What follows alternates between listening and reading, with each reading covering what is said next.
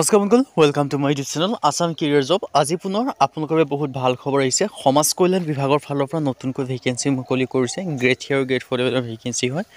নতুনকৈ চাকৰি আহিছে। অসমৰ সকলোৰে চাকৰি আপোনালোকে দেখিবলৈ পাব। 10 পাছ হওক, 12 পাছ হওক আৰু ডিগ্ৰী পাছ হওক, সকলোৱে ভেকেঞ্চিখিনিৰ ক্ষেত্ৰত আবেদনসমূহ কৰি ল'ব পাৰিব। 10 পাছ হ'লেও পাৰিব, 12 পাছ হ'লেও পাৰিব, লগতে ডিগ্ৰী পাছ কৰিলেও আপোনালোকে ভেকেঞ্চিখিনিৰ ক্ষেত্ৰত আবেদনসমূহ কৰি ল'ব পাৰিব। চ' যিটোতে ইলিজিবল হ'ব, যিটোতে ইণ্টাৰেষ্টেড হ'ব, আপোনালোকে সেইটোতে আবেদনসমূহ কৰি ল'ব পাৰিব। সমাজ কল্যাণ বিভাগৰ ফালৰ পৰা নতুনকৈ চাকৰি মুকলি কৰি দিছে। গ্ৰেড 3 আৰু গ্ৰেড 4 লেভেলৰ ভেকেঞ্চি আপোনালোকে দেখিব পাৰিছে। অসমৰ সকলোৰে চাকৰি আহি গৈছে। 10 পাছ হওক, 12 পাছ হওক, ডিগ্ৰী পাছ হওক। চ' যদি আপোনালোকে ইণ্টাৰেষ্টেড হয়, যদি আপোনালোকে ইলিজিবল হয়, আপোনালোকে আবেদনসমূহ কৰি ল'ব পাৰিব। আপোনালোকৰ এটা ভাল সুযোগ সুবিধা আপোনালোকৰ মুকলি কৰি দিছে সমাজ কল্যাণ বিভাগৰ ফালৰ পৰা। DSOW কামৰূপ মেট্ৰ' ৰিক্ৰুইটমেণ্ট 25ৰ কাৰণে আহিছে। এপ্লাই ফৰ 5টা superintendent, office assistant, grade, worker vacancy, এনেকুৱা ভেকেঞ্চি আপোনালোকে দেখিবলৈ পাইছে। চ' এটা ভাল সুযোগ, এটা ভাল সুবিধা আপোনালোকে মুকলি কৰি দিছে DSOW কামৰূপ মেট্ৰ' ৰিক্ৰুইটমেণ্টৰ ফালৰ পৰা 2025 বৰ্ষৰ ক্ষেত্ৰত। চ' গ্ৰেড 3, গ্ৰেড 4 লেভেলৰ ভেকেঞ্চি, মানে যিটো সমাজ কল্যাণ হৈছে ডিষ্ট্ৰিক্ট ছ'চিয়েল ৱেলফেয়াৰ আৰু যিটো ডিপাৰ্টমেণ্ট আছে তাৰ পৰা ভেকেঞ্চিখিনি মুকলি কৰিছে। গ্ৰেড 3, গ্ৰেড 4 লেভেলৰ ভেকেঞ্চি। চ' কমপ্লিট ডিটেইলছ আপোনালোকে এই ভিডিঅ' যোগে আলোচনা কৰা হ'ব। চ' ভিডিঅ'টো আপোনালোকে শেষলৈকে চাই থাকিব। ইয়াত দেখি হৈছে DC কামৰূপ মেট্ৰ'। ইয়াত যে DC কামৰূপ মেট্ৰ' বুলি যে দেখি পাইছে যে অকল যে কামৰূপ মেট্ৰ' ডিষ্ট্ৰিক্টৰ কেণ্ডিডেটে আবেদন কৰিব পাৰিব তেনে নহয়। অসমৰ প্ৰতিখন জিলাৰ কেণ্ডিডেটে ভেকেঞ্চিখিনিৰ ক্ষেত্ৰত আবেদনসমূহ কৰি ল'ব পাৰিব। কামৰূপ মেট্ৰ' জিলা সমাজ কল্যাণ বিষয়া কাৰ্যালয়ত আপোনালোকৰ ভেকেঞ্চি মুকলি কৰি দিলে। চ' এটা ভাল সুযোগ, এটা ভাল সুবিধা আপোনালোকক মুকলি কৰিছে। পোনপ্ৰথমে মই ইয়াৰ ভেকেঞ্চিখিনি অভাৰভিউটো জনাই দিব বিচাৰিছোঁ। অৰ্গেনাইজেশ্যন নেম দেখিব পাৰিছে district commissioner Kamrup. Number of post আছে 5টা।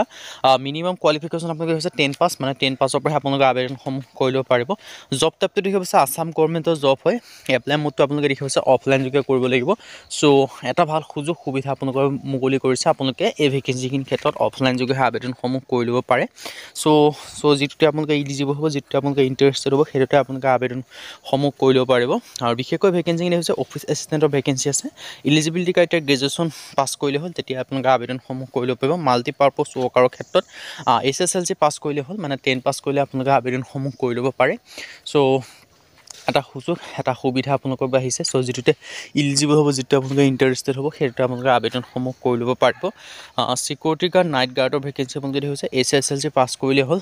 চ' যদি ইণ্টাৰেষ্টেড হয়, ইলিজিবল হয়, আপোনালোকে আবেদনসমূহ কৰি ল'ব পাৰে।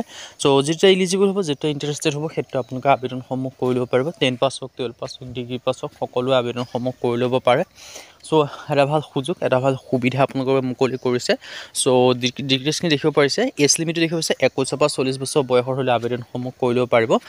চ' লগতে আপোনালোকে এজ ৰিলেক্সেশ্যনসমূহ লাভ কৰিব পাৰিব। SC ক্ষেত্ৰত 5 বছৰকৈ, OBC ক্ষেত্ৰত 3 বছৰকৈ আৰু PWBৰ ক্ষেত্ৰত 10 বছৰ পৰ্যন্ত এজ ৰিলেক্সেশ্যনসমূহ লাভ কৰিব পাৰিব। জেনেৰেলি 21 পৰা 40 বছৰ বয়সলৈকে আবেদনসমূহ কৰি ল'ব পাৰিব। তাৰ লগত আপোনালোকে SC ST হ'লে 25 বছৰলৈকে পাৰিব। OBC হ'লে আপোনালোকে 43 বছৰলৈকে পাৰিব।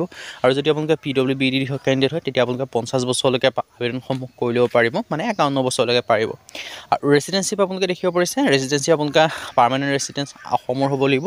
লগতে ইয়াৰ চিলেকশ্যন প্ৰচেছটো আপোনালোকৰ মাল্টিপুল চইচৰ কুৱেশ্যন হ'ব। OMR বেছত 100টা কুৱেশ্যনৰ আপোনালোকে এক্সাম পাতিব। তাৰপিছত আপোনালোকৰ মানে যিটো গ্ৰেড 3 লেভেলৰ পোষ্টটো, যিটো অফিচ এছিষ্টেণ্ট ক্ষেত্ৰতে আপোনালোকৰ 100টা কুৱেশ্যনৰ এটা এক্সাম পাতিব। বাকী যিটো পদ আছে, সেইখিনি পদৰ ক্ষেত্ৰত অনলি ভাইভা ভইচৰ মাধ্যমে চিলেকশ্যনসমূহ কৰা হ'ব। আৰু ডকুমেণ্টছ ছাবমিট কৰিব লাগিব। কি ডকুমেণ্টছ আপোনালোকে জেৰক্স কপি দিব লাগিব। দেখিব পাৰিছে ফটোগ্ৰাফ লাগিব আৰু SSLC এডমিট কাৰ্ড লাগিব। PWD চাৰ্টিফিকেট, যদি আপোনালোকে PWD কেণ্ডিডেট হয়। যদি নহয়, তেতিয়া কোনো চাৰ্টিফিকেট নালাগে। এনেকুৱা ধৰণৰ ডকুমেণ্টছখিনি হ'লে আপোনালোকে আবেদনসমূহ কৰিব পাৰিব। এপ্লিকেশ্যন ষ্টাৰ্ট হৈছে 3/11/2025।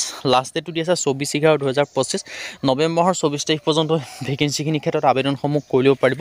চ' ডিটেইলছখিনি আপোনালোকে তেনেকৈ দেখিব পাৰিছে। বাকী আপোনালোকৰ যিটো কমপ্লিট এডভাৰটাইজমেণ্ট হওক আৰু বা আপোনালোকে এপ্লিকেশ্যন ফৰ্মৰ লিংক হওক, সেই গোটেইখিনি আপোনালোকে ডেছক্ৰিপশ্যনত লিংক পাব। সেই লিংকৰ থ্ৰু দি গৈ আপোনালোকে চাই মেলি আপোনালোকে আবেদনসমূহ কৰি ল'ব পাৰিব ফুল্লি।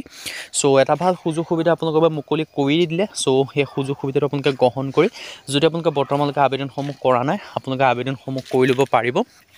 চ' আজি ভিডিঅ' ইমানে। যদি ভিডিঅ' ভাল পালে লাইক কৰিব পাৰে, লগৰ চেনেলটো ছাবস্ক্ৰাইব কৰি দিব পাৰে। এনেকুৱা ভিডিঅ'সমূহ প্ৰতিদিনে পাই থাকিব। আৰু আমাৰ হোৱাটছআপ চেনেল ভিডিঅ' ডেছক্ৰিপশ্যনত দিয়া আছে, তাত গৈ ফ'ল'টো কৰি দিব পাৰে। তেতিয়া আপোনালোকে ডেইলি জবৰ আপডেটসমূহ পাই থাকিব পাৰিব। আৰু ভিডিঅ'টো যিমান পাৰে সিমান বন্ধুৱে শ্বেয়াৰ কৰি দিয়ক, যাতে সকলো বন্ধুৱে ডেইলি জবৰ আপডেটসমূহ পাই থাকিব পাৰে।